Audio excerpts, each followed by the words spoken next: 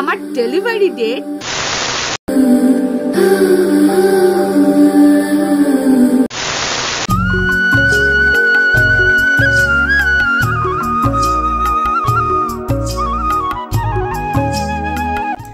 Hey guys, welcome and welcome back to my YouTube channel Stylish Gautami. তোমরা কেমন আছো? I hope সকলে ভালো আছো, আমিও খুব ভালো আছি। তো গাইস, তোমরা অনেকে আমার লাইভে এসে কমেন্ট করছো অনেক কিছু জানার জন্য, অনেক কিছু প্রেগন্যান্সি ব্যাপার নিয়ে তোমরা বেশিরভাগ কমেন্ট করছো, নিয়ে যাদের মনে অনেক কনফিউজ ছিল, ডাউট ছিল, ওই নিয়ে কিন্তু আমি একটা ভিডিও অলরেডি পোস্ট করে দিয়েছি। আবারও আমি এই ভিডিওতে তোমাদের কিছু প্রশ্নের উত্তর দেব। আই হোপ তোমাদের যেটুকু মনের প্রশ্ন কনফিউজ আছে এই ভিডিওটা দেখে পুরোটাই ক্লিয়ার হয়ে যাবে। তোমরা ভিডিওটা কিন্তু কন্টিনিউ দেখতে থাকো। তো যাই হোক, আমি তো বাবার বাড়ি আছি, তোমরা আমার মিনি শর্টসগুলো তো দেখতে পাও।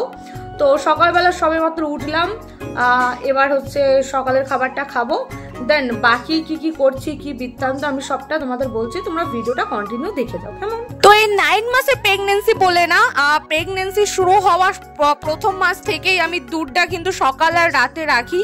তো দুধ, চা, টোস্ট, তারপরে সকালে তোমার পরোটা সবজি আনা হয়েছিল, ওটা খাওয়ার পর আমার যে সকালের ট্যাবলেটগুলো ছিল সেইগুলোই বসে এক এক করে খাচ্ছিলাম।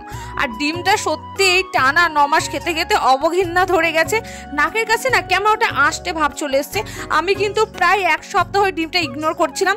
তাই সানি এটা জানার পর, মানে আমি বাবার বাড়ি ছিলাম তো সানি এটা জানার পর এসে আমাকে তো জোর করে ডিম খাইয়েছে। আর ডিমের সাদাটা খাওয়া গেলেও ভেতরে কুসুমটা খাওয়াই যাচ্ছিল না, মুখের ভেতরে হালকা কুসুম চলে গেছিল, তাই মুখটা এইভাবে ধরেছিলাম। বললো একটুই তো গেছে, খেয়ে না। আমি আমার বরকে আবার দেখাচ্ছি বলে বলছিস ডিম খাচ্ছি সেটাও দেখাচ্ছ। আমরা তো ব্লগার মানুষ, আমরা এভরিথিং সবটা যতটা পারবো দেখানোর চেষ্টা করব। তারপরে মা এদিকে রান্নার প্রস্তুতি নিচ্ছিল আর আমাকে মশলাটা মিক্সি করে নিয়ে দিতে, যেহেতু ছোট বোন গেছিল পড়তে, বাড়িতে কেউ ছিল না, তাই টুকটাক হুকুমগুলো মা আমাকে দিয়ে করা। আর ফ্রিজে কালকের অল্প একটু মাংস ছিল, সেটা দিয়ে আজকে চিকেন পকোড়া বানানো হবে, কারণ আমার ছোট বোন চিকেনের পকোড়া খেতে বড্ড ভালোবাসে, তাই ওর জন্য কপিস মতো রেখে দেওয়া হয়েছিল। আর এই যে আমার ছোট বোন এসে কিন্তু টম্পিকে আদর করতে লেগেছে, অবিকল আমাদের মতো। মানে মা বাড়ি না থাকলে আমরা টম্পিকে আদর করার সুযোগটা একদমই ছাড়ি না, পরে মা দেখলে বকা দেয়। তো কথা হলো, আমি যে বলেছি প্রেগন্যান্সি খবরটা যে তোমাদের দিয়েছি, সেটা তোমাদের কাছে রিয়েল মনে হচ্ছে না অনেকের কাছে। আমাকে বলছে দিদি এটা কি সত্যি, এটা কি সত্যি? আমি জানি এমনটা কেন মনে হচ্ছে, কেননা প্রথম কথা আমি এখনো মানে কি বলবো, আমি এখনো আমার 9 মাস তোমাদের বলেছি, কিন্তু এখন আমি আমার পেটটা দেখাইনি তোমাদের, যার কারণে তোমরা ফার্স্ট বুঝতে পারছো না। দ্বিতীয় কথা হলো, আমি ফার্স্ট ওয়ান থেকে তোমাদের সাথে কোনো রকম ভিডিও শেয়ার করিনি, তা না মাঝখানে 8 মাসের পর আমি 9 মাসে পড়তে তোমাদেরকে ভিডিও আপলোড করছি। তার জন্য অনেকের কাছে কনফিউজ মনে হচ্ছে ভিডিও দেখে, কারণ ভিডিওর জন্য তো এখন অনেকে অনেক রকম করছে, প্র্যাঙ্ক করছে অনেক কিছু নিয়ে। কিন্তু আমার মতে বলে এই প্রেগনেন্সি কোনো বিষয় নিয়ে কোনোদিনই প্র্যাঙ্ক করাটা ঠিক না।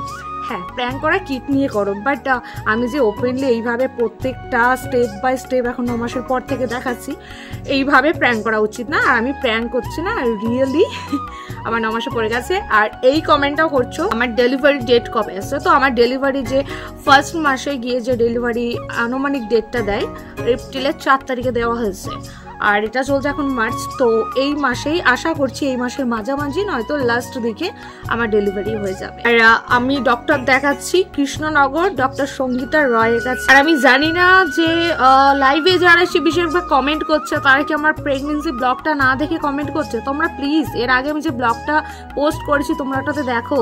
অনেকে এসে জিজ্ঞাসা করছো কত মাস, ওখানে তো বলেছি আমার 9 মাসে আমি চলছি। আর আমি দেখতে চাই আমার পুচকুকে দেখার জন্য কারা কারা এক্সাইটেড আছো, অবশ্যই কিন্তু এই ভিডিওতে তোমরা কমেন্ট করো। আর তোমরা অনেকে বলেছো তোমরা কি নাম চুজ করে রেখে দিয়েছো। না গো, কোনো নাম চুজ করে রাখিনি, তোমাদের আমার বা আমার হাজবেন্ডের। আমার নাম তো গৌতমী আর আমার হাজবেন্ডের নাম হচ্ছে সানি। তো এর মধ্যে মিক্স করে যদি কোনো নাম তোমরা ছেলে অথবা মেয়ের সিলেক্ট করে রাখতে পারো আমাকে কিন্তু জানিও। আমার যে নামটা বেশি বেস্ট মনে হবে আমি অবশ্যই কিন্তু রাখবো। তোমরা প্লিজ এই কাজটা করো। আর তোমরা তো অনেকে বলেছোই না আমরা কোনো চয়েস করে এখনো আপাতত রাখিনি। তোমাদের মনে যদি কারো কোনো ভালো নাম থেকে থাকে বা আছে মনে হয় তো আমাকে অবশ্যই কিন্তু জানিও কেমন। আশা করছি তোমাদের বাকি যেটুকু কনফিউজ ছিল পুরোটা দূর করতে। ফেসবুক থেকে ফার্স্ট আর্নিং এ আমার হাজবেন্ড এসে বলে তোমাকে কিন্তু আজকে বাড়ির সবাইকে বিরিয়ানি খাওয়াতে হবে আর টোটালি খরচা তোমাকে দিতে হবে। হ্যাঁ, শোনা মাত্র তো আমি দিয়েছি, কারণ দ্বিধাবোধ করিনি। ফেসবুকে ফার্স্ট পেমেন্টে অবশ্য আমি অল্প পেয়েছিলাম, কিছুটা লাগিয়েছিলাম ঠাকুরের ভোগের কাছে আর কিছুটা দিচ্ছি বাড়ির কাছে। আর বিরিয়ানিটা হচ্ছিল না আমারই মতে, কারণ বিরিয়ানি আমি অনেকদিন থেকেই বলছিলাম বানাতে, কারণ এখানে আমি মানে টানা অনেক কদিন ধরে আছি, দেবগ্রামে নেই যেহেতু, আর এখানে তো বিরিয়ানি চাইলে পাওয়া যাবে না। তাই বর বললো চলো সবাইকে আজকে বিরিয়ানি করে খাওয়াই। তো ওর হাতে আজকে ফার্স্ট বিরিয়ানি খাবো।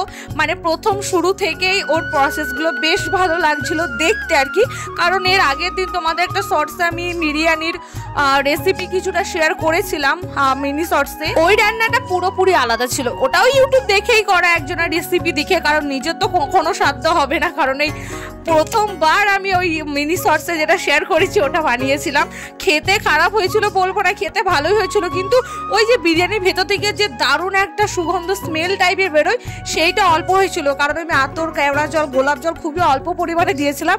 আমি ভেবেছিলাম গন্ধ আসবে এর জন্য। বাই দ্য ওয়ে, আমার মতো চিকেন বিরিয়ানি খেতে কে কে পছন্দ করো অবশ্যই কিন্তু এই ভিডিওতে কমেন্ট করবে, আর চিকেন লাভার কে কে আছো, কারণ সত্যি আমি বিরিয়ানি খেতে বড্ড ভালোবাসি। আর তোমাদের কাছে চিকেনটা হয়েছে বেটার মনে হয়, ভালো লাগে নাকি মাটন? তোমাদের সাথে আগে যে রেসিপিটা শেয়ার করেছিলাম ওখানেও বলেছিলাম একটা জিনিসই জাস্ট বিরিয়ানিতে মিসিং ছিল, সেটা হচ্ছে কেশর, কারণ ওটা আমাদের এই গ্রামের দোকানে একদমই অসম্ভব পাওয়া। অনেক দোকানে খোঁজ করেছি, কোনো দোকানে অ্যাভেলেবল। বিরিয়ানির মধ্যে যে কালারিং ব্যাপারটা আসে ওটা ফুড কালার দেওয়া থাকে, ওটা তো একদম এড়িয়ে যেতে হয়েছে, কারণ আমাকে জানিয়ে এখন ফুড কালার একদমই ইউজ করবে না আমার জন্য বিশেষ করে। আর আমার বর যত যাই ভালো মন্দ হোক না কেন, ওর কাছে কিন্তু সাদা ভাতটা মাস্ট, ওর দুটো সাদা ভাত লাগবেই। ওর জন্য একটা ডিমের বড়া, সাদা ভাত আর অল্প একটু বিরিয়ানি খেয়েছিল। আর আমাদের টম্পি কিন্তু বেশ মতো বিরিয়ানির গন্ধ পেয়েছিল।